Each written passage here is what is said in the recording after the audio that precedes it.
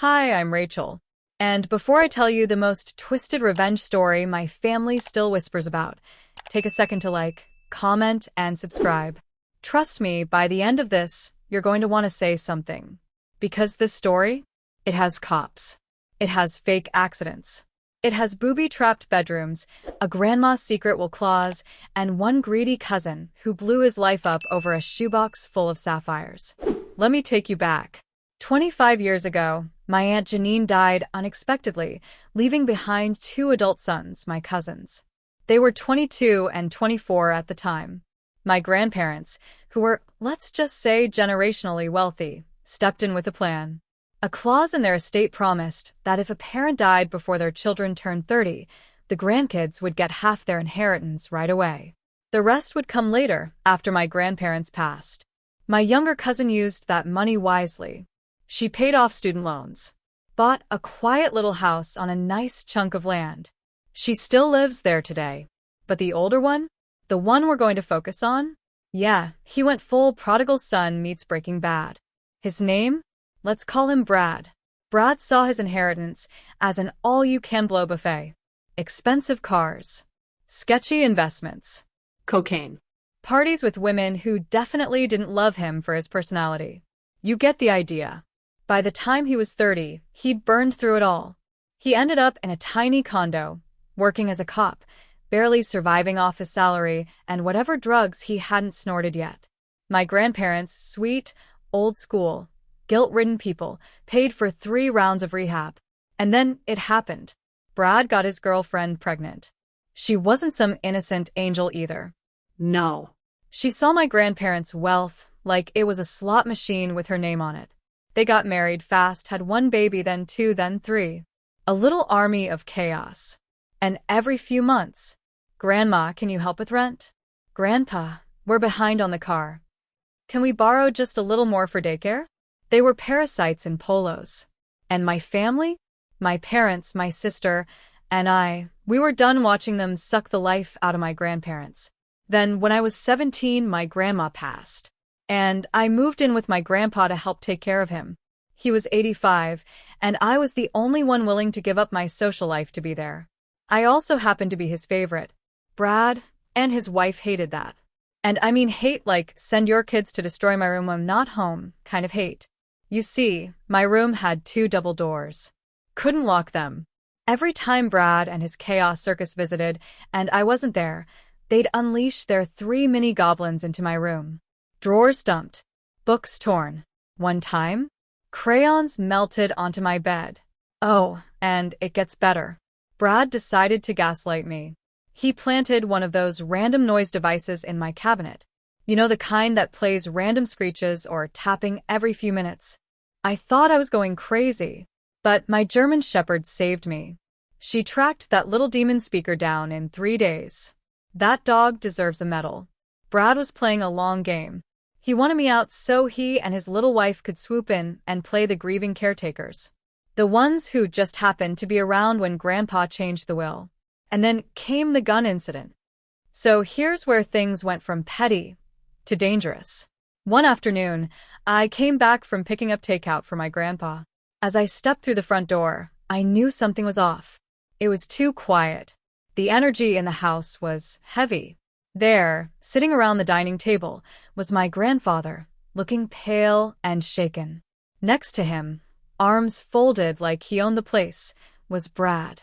His snake of a wife sat smirking, with their 3 feral children bouncing off the walls behind her. But the worst part? Sitting dead center on the table was my handgun. My legally owned, always secured firearm, now sitting out, loaded, chambered, and surrounded by a room full of judgment. One of the kids found this under your bed, Brad said, with that fake disappointed cop voice. Loaded, Rachel. My son could have shot someone. Now, hold up. I know what you're thinking. Did I leave a gun loaded under the bed? Absolutely not. I had a lockbox. It stayed locked in my nightstand, and the key? High up on a shelf, even I had to stretch to reach. The gun was never loaded. Not once. The magazine stayed inside the box, separate. Chambering it required knowing what you were doing. I stared at Brad, then at the weapon, and my stomach sank. He had gone into my room. He had found the lockbox. Either he had found the key or broke it open. He had chambered the gun himself and planted it. And now he was playing righteous in front of Grandpa. His wife gasped dramatically. I knew you weren't mature enough to be in this house. What if one of the babies had died? And Grandpa? He just looked broken. Rachel, he said quietly, you need to go. I tried to protest. Grandpa, you know me. You know I wouldn't do this. This has Brad's fingerprints all over it. Literally. Check the gun. Brad leaned forward. You accusing me of tampering with your gun? As a law enforcement officer? Oh, he was good. Grandpa wouldn't meet my eyes. Just give it time. Let things cool off. You can come back. But we both knew what this was. Brad had won. He tricked his way back into Grandpa's good graces and kicked me out of the house I had called home. I packed my things that night. All the while, those gremlin children stared at me through the staircase railings, like I was the monster. The next day, I sent Grandpa a long message. I told him everything. How the gun had been locked. How Brad had been sabotaging me for months. The noise device. The room destruction. He texted back. I believe you. I'm sorry. You did nothing wrong. But I need time. I love you. And then 2 weeks later, my grandfather passed away. Heart attack. 86 years old. I was devastated. I never got to rebuild the trust Brad had destroyed. I never got to say goodbye the way I wanted. And guess what? Brad and his wife moved fast. Within days, they were calling my dad, bringing over casseroles, sucking up like their lives depended on it. And in a way, they did. They thought they had secured the next payday. But they had no idea what was coming. See, my grandparents were rich. Old money. Land, bonds, precious metals, real estate. And Brad, despite already blowing his half 20 years ago, felt entitled to more.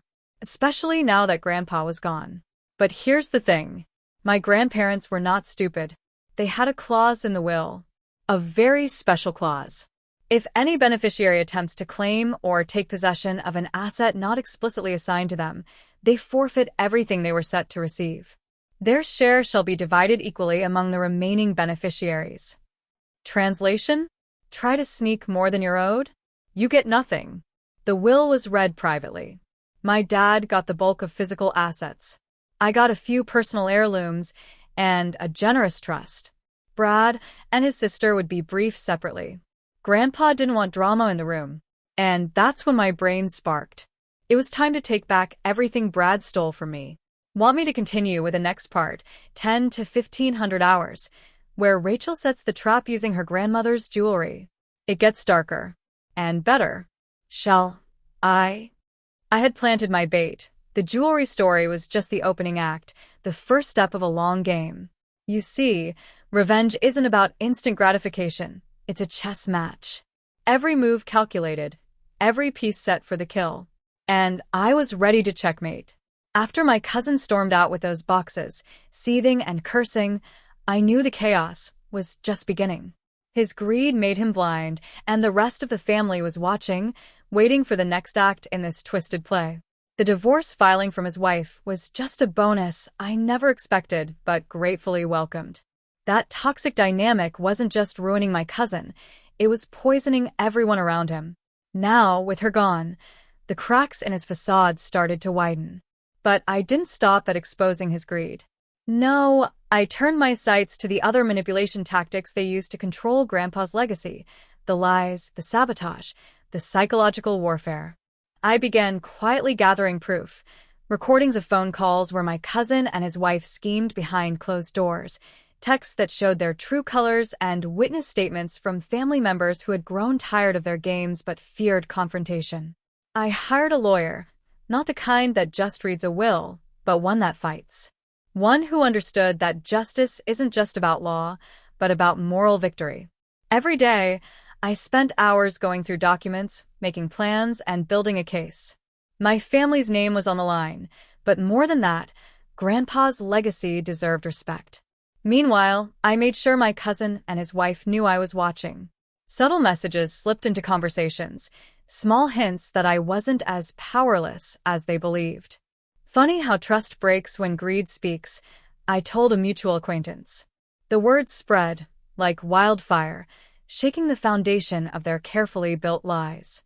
They responded predictably, more threats, more attempts to intimidate me, trying to force me out of the family business and control of the estate. But I stood firm. I didn't flinch. And then came the moment I knew would change everything.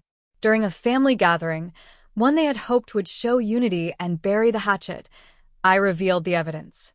Photos, messages, recordings, all laid bare before everyone.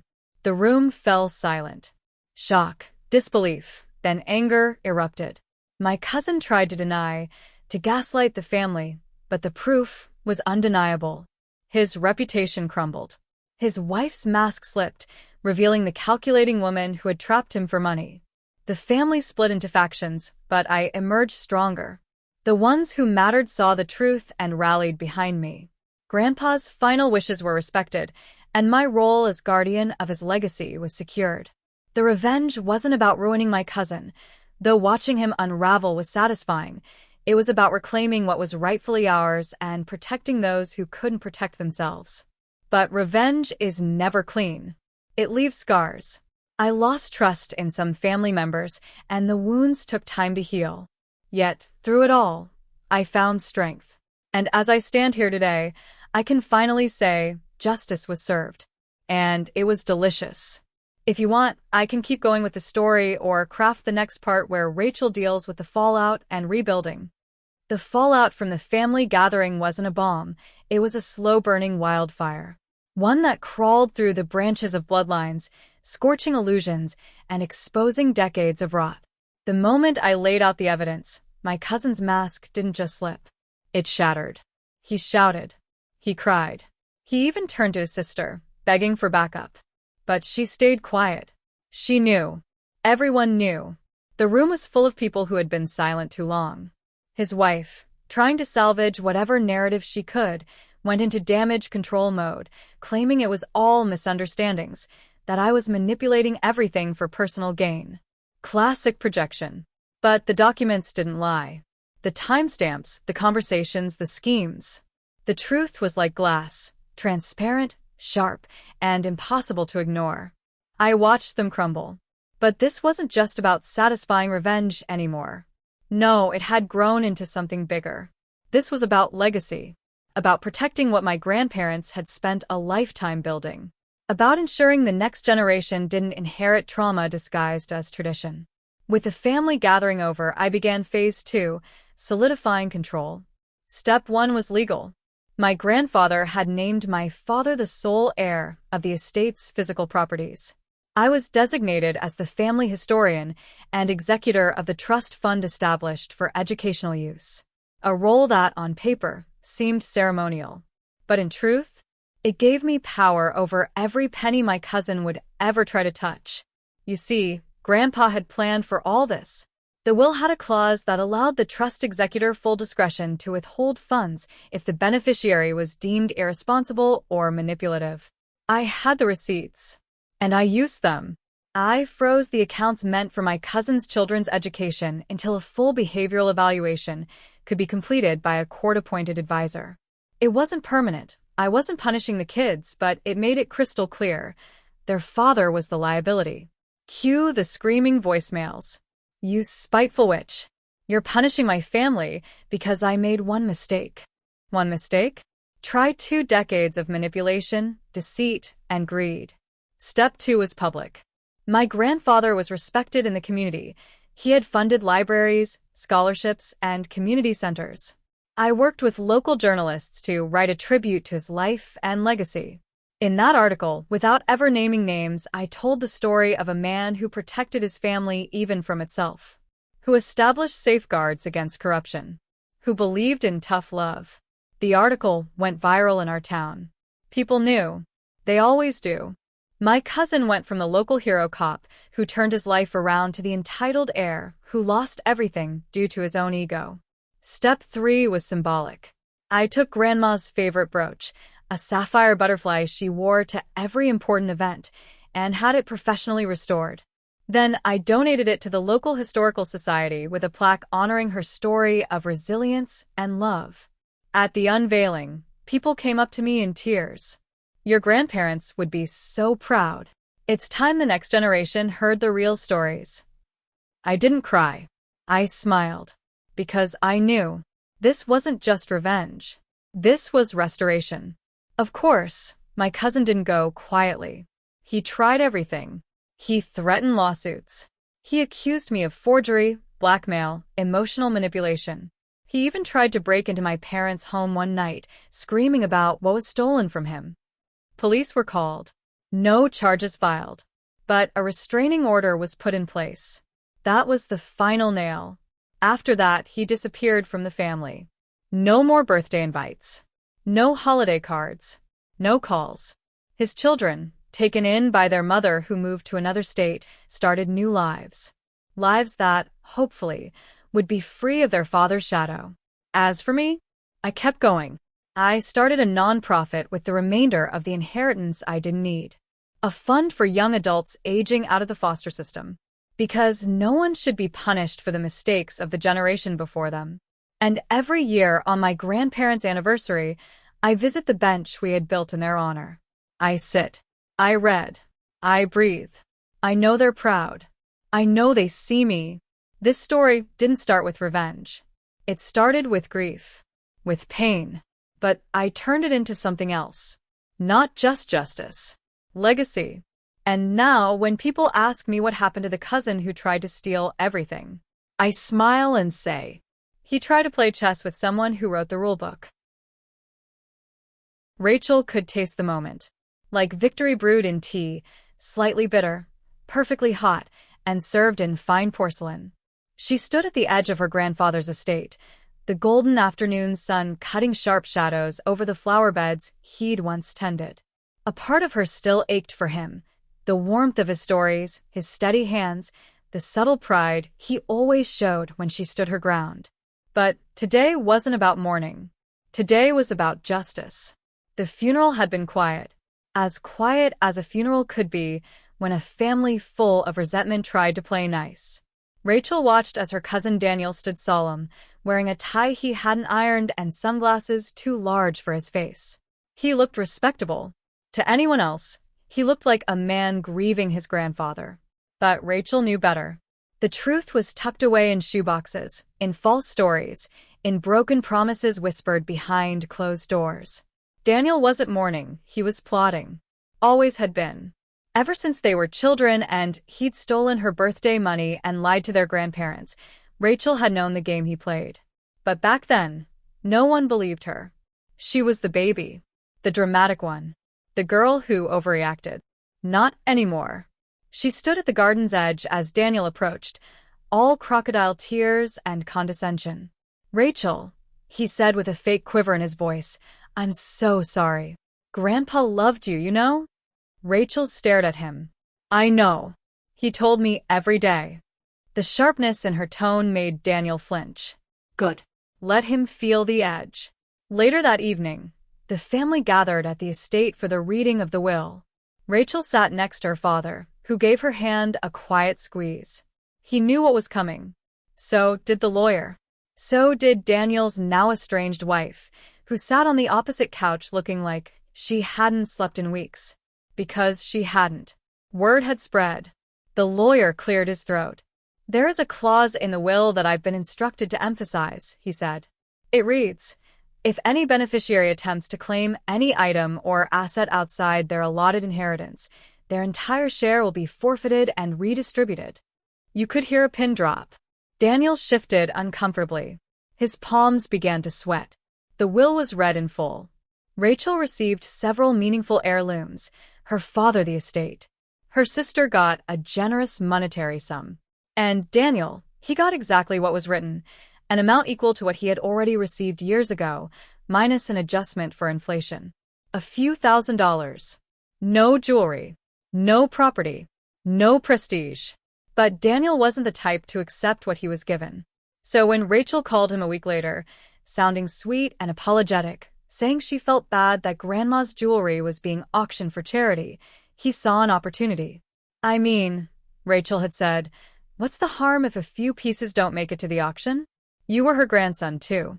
Daniel didn't even hesitate. Rachel had left the door unlocked. She wanted him to think it was easy. That morning, Daniel arrived at the estate with 3 empty shoeboxes. His hands shook with greed as he opened drawers and dug through jewelry boxes, claiming rings and necklaces like a vulture. A ruby brooch, a diamond tennis bracelet, an engraved gold locket. All of it went into the boxes. He never saw the tiny red light blinking in the bookshelf. The camera. Rachel had installed it a day after the funeral. Just as he was filling the final box, the front door opened. Rachel walked in. Behind her stood her father. And behind him, the family lawyer, with a document in hand. Daniel froze, his hands still in the box. I see you got my message, Rachel said. Shame. The lawyer stepped forward. You understand what this means, Mr. Oakes? Daniel didn't answer. You attempted to claim property not allotted to you in the will. That nullifies your inheritance. He stammered, tried to argue, tried to say Rachel set him up. We have footage, she replied calmly. And you walked involuntarily, took items voluntarily. There's no coercion here. He looked to his father, who shook his head. He looked to his wife, who wasn't there. She had filed for divorce the week before. The moment was silent. Then Daniel screamed. Screamed like a man who had lost everything. Because he had. Rachel didn't flinch. She turned and walked out the door. Her father followed. The lawyer followed. Behind them, Daniel cursed and sobbed. But no one looked back. Out on the porch, Rachel looked at the horizon. The estate was quiet again. Peaceful. The flowers still bloomed, and the breeze still whispered through the trees. She breathed in, not out of satisfaction, but out of relief. She didn't do it for revenge. Not really. She did it to make sure no one else would ever make her feel small again. And that was more powerful than revenge could ever be. My name is Rachel, and if you're still here, buckle up, because what happened after the jewelry sting didn't just ruin my cousin's life. It unraveled a secret web that had been growing underneath our family for decades. And I was just getting started. Remember how my cousin's wife filed for divorce after the shoebox fiasco? What I didn't mention is that she didn't do it quietly. Oh no. She wanted war, and so she filed a complaint to the police claiming my cousin had been hoarding family assets, falsifying documents, and had been emotionally abusive to her and the kids. Her goal was to get full custody and max out her alimony. Now, under normal circumstances, the court would chalk this up to a bitter divorce. But in the middle of all this, my dad found something when clearing out my grandfather's safe deposit box. Not only were there land deeds, stocks, and bearer bonds, but a separate manila folder, hand-labeled by Grandpa himself. David. Emergency documents. David was my cousin. We opened it, and inside was a collection of documents that made me stop breathing for a moment. There were rehab receipts paid in cash that totaled over $160,000. There were signed loan agreements that David had written to my grandfather and never repaid. There were also emails between my cousin and some very sketchy people about selling some of Grandma's antique jewelry behind Grandpa's back, years ago. And the piece de resistance, a private investigator's full report from 3 years ago that my grandfather had commissioned. Apparently, my grandfather had suspected David was stealing from him. So, he hired someone to track his financials. And the report didn't disappoint. David had been buying high-grade opioids using stolen bonds. He forged a power of attorney document once when Grandpa had minor surgery and used it to pull $15,000 from his investment account. This wasn't just family drama anymore. This was financial elder abuse. This was fraud. And it was all printed, neatly labeled, dated. I digitized the entire folder, then met with my family's lawyer. I told him everything. He was silent for a long time. Then he leaned in and said, Rachel, I hope you're ready for a storm. I wasn't. Not really. But it was already too late to turn back. We filed a civil complaint. David was served in front of his own kids during visitation. The lawsuit was airtight. The complaint listed the fraud, the theft, and the falsified documents. His ex-wife's claims? They suddenly weren't so outrageous to the judge. It all started crumbling around him. And oh, how fast it fell. He tried to countersue, claiming I was out to ruin his life. But everything in that folder had his name, his handwriting, his signature. Multiple times. Every time he tried to deny something, we pulled out proof. In the meantime, my dad froze all estate transfers pending the civil case, meaning David's promised portion from the general will was now locked in legal limbo. A family trust that had survived world wars and economic crashes was now being gutted in courtrooms because of him. He eventually caved. Under pressure, David agreed to sign away all claims to the estate, every cent. He also had to repay part of what he'd stolen, and, get this, he was barred from visiting our grandfather's property ever again. That land had been in our family for 3 generations, and now he'd legally exiled himself from it. I'd love to say that's where the story ends. But remember how I said there was more? My cousin's downfall sparked a chain reaction. His ex-wife, now emboldened, leaked the court documents to a local journalist friend under the guise of exposing elder abuse in the suburbs. The story went viral. Turns out, people love a good mix of crime, betrayal, and inheritance drama. There were headlines like, "Heir of Nothing, How One Man Lost Millions to Greed and Lies." The shoebox sting that destroyed a family. From rehab to ruin. The fall of a once-favored grandchild. Suddenly, old neighbors and forgotten family members were reaching out to me. Some told me even more stories about how David had tried to scam them too. A few revealed that my grandfather had been quietly paying off David's debts to save face in the community. The more I learned, the angrier I got. Not just for myself, not just for my grandfather, but for all the people who'd been manipulated, stolen from, or gaslit into silence. So I took it further.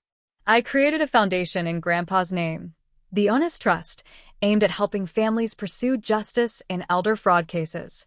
Within 6 months, we had over 50 case files from people just like us.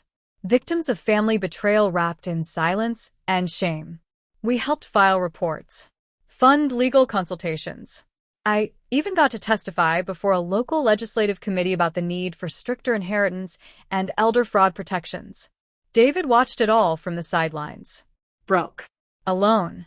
Disgraced. The last time I saw him was accidental. I was at the courthouse dropping off some documents for the trust when I saw him leaving a mediation session. He looked smaller. Not just physically, like the light had left him. He avoided my eyes, but I didn't. I walked right up to him, looked him dead in the face, and said, "You thought you could steal a legacy. All you did was bury your own."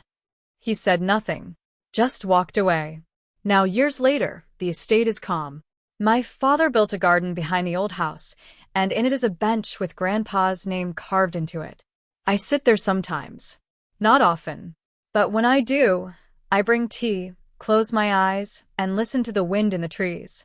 I think about how revenge isn't always fire and fury. Sometimes it's paperwork. Sometimes it's patience.